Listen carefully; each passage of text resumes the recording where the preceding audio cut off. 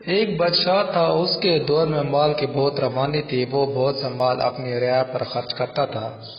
اس کے ملک کے لوگ کام پر جاتے تھے تو انہیں ایک پل کشتی کے ذریعے کراس کرنی پڑتی تھی یا وہ بہت دور سے گھوم کر جاتے۔ تو بادشاہ نے سوچا کیوں نہ یہاں ایک پل بنوا دیا جائے، لہذا جلد ہی پل تیار کر لیا گیا جس سے عوام کو بہت سہولت ملی اور خوشی ہوئی۔ کچھ عرصے بعد بادشاہ کے خزانے میں کچھ کمی واقع ہوئی تو اس نے اپنے وزیر سے مشورہ کیا کہ اب کیا کریں۔ وزیر نے کہا کہ پل پر سے ہر آنے جانے والے سے 1 روپیہ ٹیکس وصول کریں۔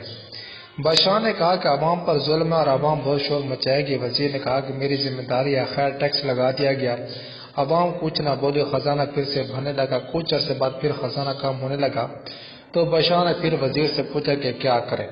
وزیر نے کہا کہ پل پر ٹیکس 2 روپے کاٹتے ہیں۔ خیر اس طرح کرتے کرتے ٹیکس 10 روپے تک پہنچ گیا۔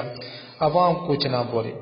بادشاہ سوچنے لگا کہ کس قسم کی بحث عوام میں۔ خیر بادشاہ نے سوچا کہ کچھ ایسا کریں جس سے عوام چیخ اٹھے، اور وزیر جو ہر وقت کہتا ہے کہ عوام کچھ نہیں بولے گی اور اس کی بات بھی غلط ثابت ہو، اس نے پل کے دونوں طرف 2 سپاہی کھڑے کر دیے جو ہر آنے جانے والے سے 10 روپے ٹیکس بھی وصول کرتے اور انہیں 2 جوتے بھی مارتے۔ اگلے ہی دن ساری عوام محل میں جمع ہو گئی۔ بادشاہ خوش ہوا کہ اب میں وزیر کی بات غلط ہو گئی۔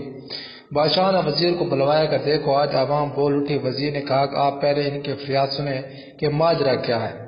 بادشاہ نے عوام سے دریافت کیا۔ لوگوں نے کہا کہ بادشاہ سلام، آپ نے جو پل تعمیر کروایا اس سے عوام کو بہت سہولت ہو گئی۔ بعد میں آپ نے اس پر 1 روپیہ ٹیکس لگا دیا جو کہ بڑھتے بڑھتے 10 روپے تک ہو گیا۔ ہم نے کچھ نہیں کہا۔ اب آپ نے پل کے دونوں طرف 2 سپاہی کھڑے کرتے ہیں جو کہ 10 روپے بھی لیتے ہیں اور 2 جوتے بھی مارتے ہیں۔ اب مسئلہ یہ ہے کہ اس سے ہمارا کافی وقت ضائع ہو جاتا ہے۔ آپ مہربانی کر کے سپاہی اور کھڑے کر دیں تاکہ وہ جلدی جلدی جوتے لگا کر سب کو فارغ کریں۔ بادشاہ اپنا سر پکڑ کر بیٹھ گیا۔ یہ کہانی پڑھ کر مجھے ایسا لگا کہ جیسے یہ قصہ ہمارا ملک ہے جہاں کا حال اس سے زیادہ مختلف نہیں ہے۔ یہ حال اسی قوم کو ہوتا ہے جس میں ایک نہیں ہوتا، پھر قوم اس ہی کی طرح ہوگا۔ حشر ہوتا ہے یا اس سے زیادہ بدتر۔